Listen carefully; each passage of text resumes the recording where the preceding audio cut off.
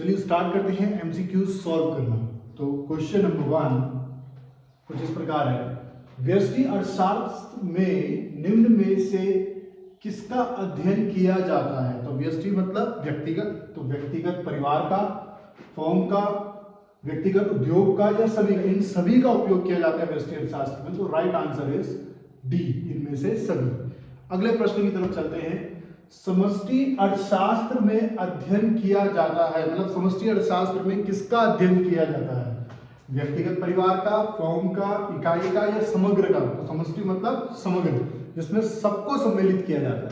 तो इसका सही उत्तर होगा बी।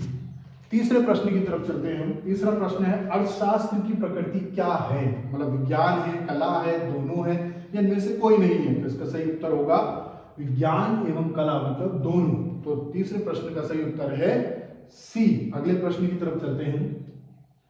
तो चौथा प्रश्न है हमारा, व्यष्टि अर्थशास्त्र का मुख्य तंत्र क्या है। तो राष्ट्रीय आय तो समष्टि अर्थशास्त्र का हो गया, रोजगार भी समष्टि अर्थशास्त्र का हो गया, कीमत तंत्र ही इसका सही उत्तर होना चाहिए, जो कि है फोर्थ का ए, कीमत तंत्र। फिफ्थ क्वेश्चन की तरफ चलते हैं। समष्टि अर्थशास्त्र का वैकल्पिक नाम। अब समष्टि अर्थशास्त्र की बात आई, तभी भी हमने बात की थी, कीमत तो हो नहीं सकता क्योंकि व्यष्टि अर्थशास्त्र का पार्ट है, उपभोग सिद्धांत भी व्यष्टि अर्थशास्त्र का पार्ट है। तो इसका सही उत्तर होगा आय सिद्धांत। चलिए नेक्स्ट प्रश्न की तरफ चलते हैं। समष्टि अर्थशास्त्र का जन्मदाता किसे कहा जाता है। आप सभी को पता है, John Maynard Keynes. So the right answer is B, J M. Keynes. चलिए नेक्स्ट क्वेश्चन की तरफ चलते हैं।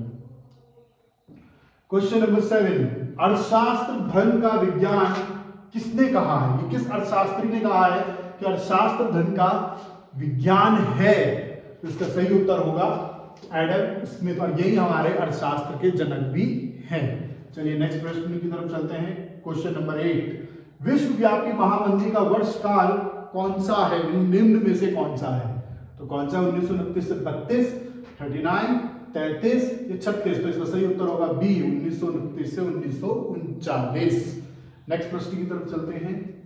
व्यष्टि अर्थशास्त्र में निम्न क्या क्या सम्मिलित होता है।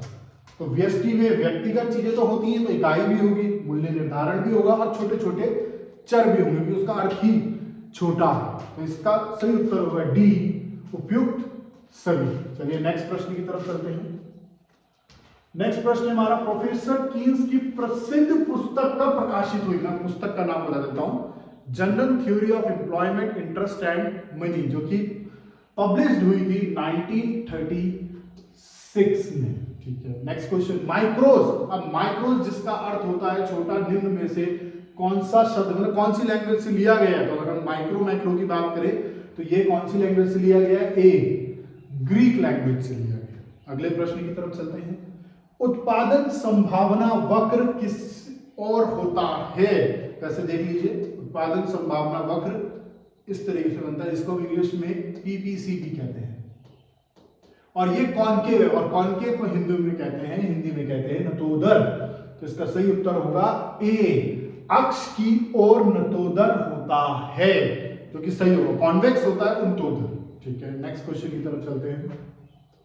Question number 13, general theory of employment, interest and money पुस्तक के लेखक। अभी भी क्वेश्चन रिपीट हो गया है, इसका सही उत्तर होगा कीन्स। चलिए नेक्स्ट क्वेश्चन की तरफ चलते हैं। किसी वस्तु की मानवीय आवश्यकता को संतुष्ट करने की क्षमता को हम कहते हैं उपयोगिता।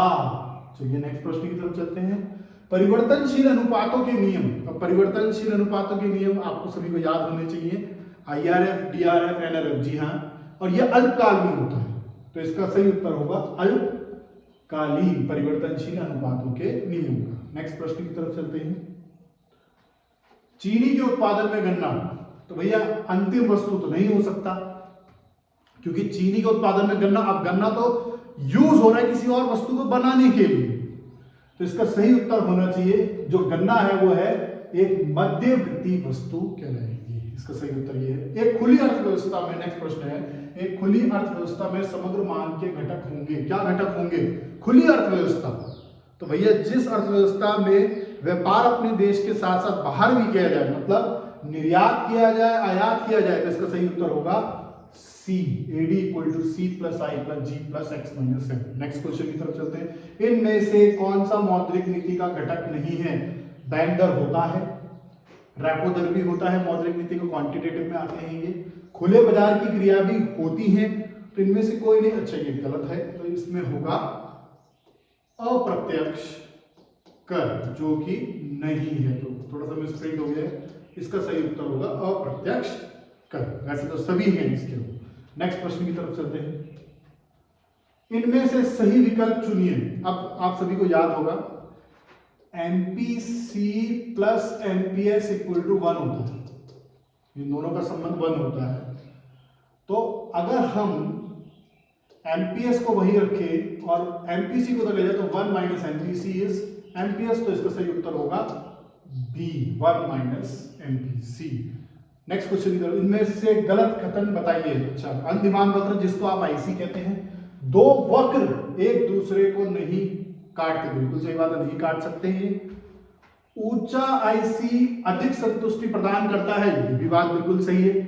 अगले प्रश्न की तरफ, आईसी दो वस्तुओं के बीच के संबंध को प्रदर्शित करता है, ये भी सही बात है। तो ये तीनों कथन तो सही हो गए, तो गलत कथन बताना, तो गलत कथन होगा डी, आईसी मूल बिंदु की तरफ वर्ताकार होते हैं, बिल्कुल गलत, ये उत्तोदर होते हैं। तो इसका सही उत्तर है डी।